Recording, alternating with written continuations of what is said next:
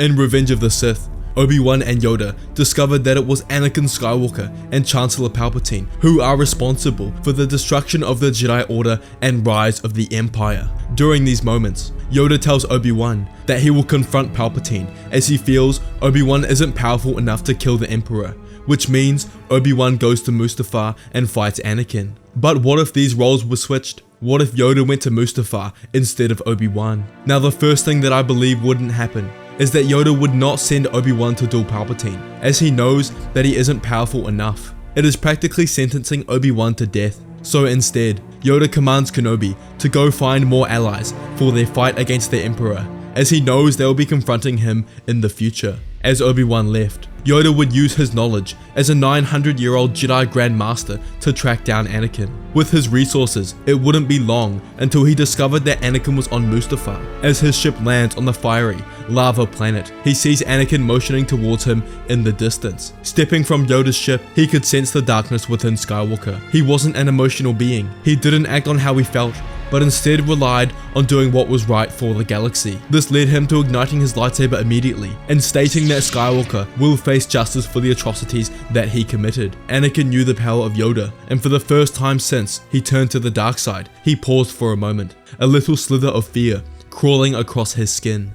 But he flicked it off and ignited his sapphire blue lightsaber. Anakin Skywalker, now transformed into Darth Vader, is known for his aggressive and powerful approach to lightsaber combat. He wields his weapon with precision and speed, utilizing strong strikes and acrobatic maneuvers. Anakin wields the Form 5 fighting style, which caters for his aggressive and strength-based style very well, allowing him to unleash rapid strikes and relentless attacks. On the other hand, Yoda possesses a unique fighting style that emphasizes agility, speed, and finesse. Despite his small stature, Yoda's mastery of the Force compensates for any physical disadvantages. He employs an acrobatic form, leaping and flipping through the air, while simultaneously engaging in lightsaber combat. Yoda's defensive technique is especially impressive, deflecting attacks with minimal effort due to his mastery of lightsaber combat and his deep connection to the Force. To determine the victor of this duel is difficult. You have Anakin, who's just embraced the dark side. His rage and vengeance for power is at its peak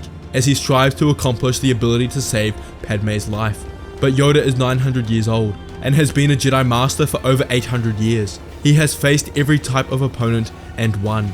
There is nothing new to him that could surprise him in combat. As Anakin's rage carried him forward, it turns into arrogance. He begins gloating about the destruction of the Jedi Order and how the Order will never be seen again. This flickers a switch within Yoda and causes his abilities to elevate above any time in his life. He leaps over Anakin and continues to swing his emerald blade in a fluid motion. He was piercing the defenses of young Skywalker as Anakin began to fall on the back foot. He was struggling and needed to finish this fight quickly. As Yoda took the high ground on the lava bank, Anakin attempts to leap over Yoda's small frame and strike him dead, but instead, Yoda somersaults into the air and slices Anakin's limbs from his body.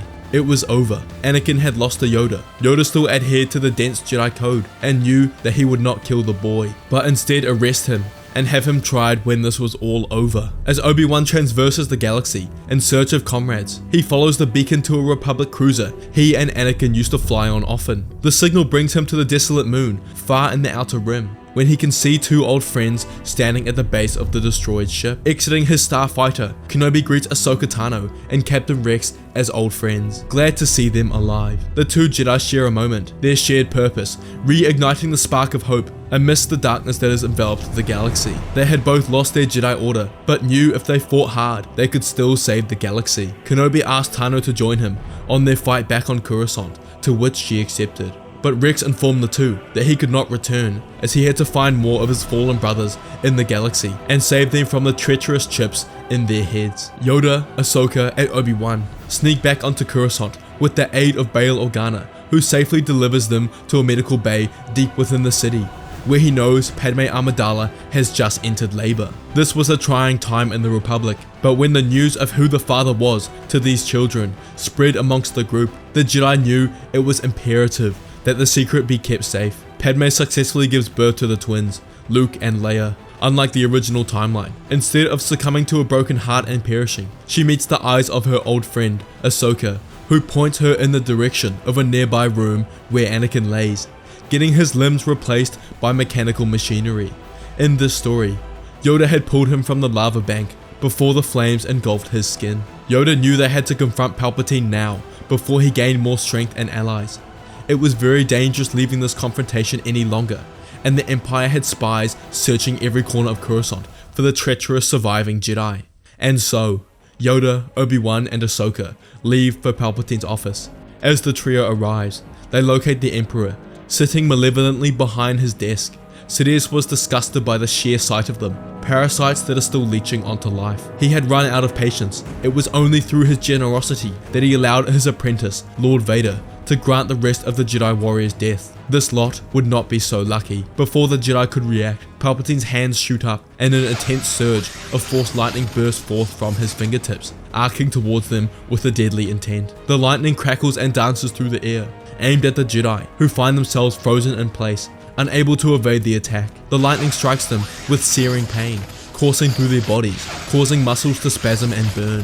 Yoda, Obi-Wan and Ahsoka grit their teeth, their minds racing as they struggle against the onslaught. The torment inflicted upon them is excruciating, a testament to the Emperor's malevolence and his desire to break their spirits. He revels in their suffering, taunting them with vicious words and mocking gestures. The Jedi's strength wanes, their breaths growing shallow as their life force essentially fades. In this moment of desperation, Yoda's face contorted with pain, yet a glimmer of defiance still burns in his eyes. His willpower, boasted by the light side of the Force, strengthens his resolve. Palpatine relished in the agony he was giving the Jedi until Sidious looked down and saw a sapphire blade piercing his chest. It was Anakin Skywalker. He had returned to the light and saved his old friends from the grips of evil.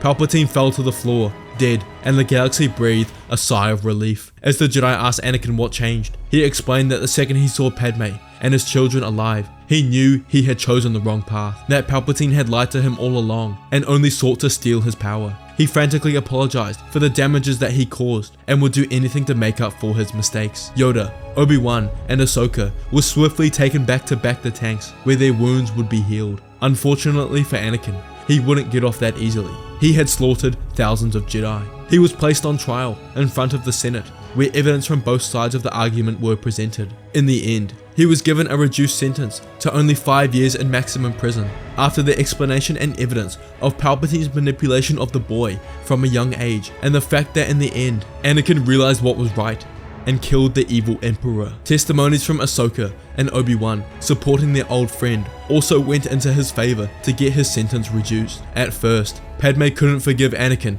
for what he had done, but over the 5 years he was in prison, she visited him as much as possible, and slowly their love for one another returned. When he was finally released from prison, he moved to Naboo with his wife and children, where they would be raised as normal beings in the galaxy. The Skywalker family, although scarred from their father's actions at the end of the Clone War, were able to find peace and solace with their life on Naboo. As for the Jedi Order, Yoda and Obi-Wan began the lengthy process of rebuilding and learning from their mistakes that previously led to their downfall. They assessed the previous Jedi Code and made adjustments when necessary to allow Jedi to become more emotional, allowing attachments, but teaching ways to control their emotions so that their emotions do not control them. The issue in the previous Jedi Order was that the Jedi had to keep their emotions boiled up and suppressed, leading to many succumbing to their emotions and falling to the dark side.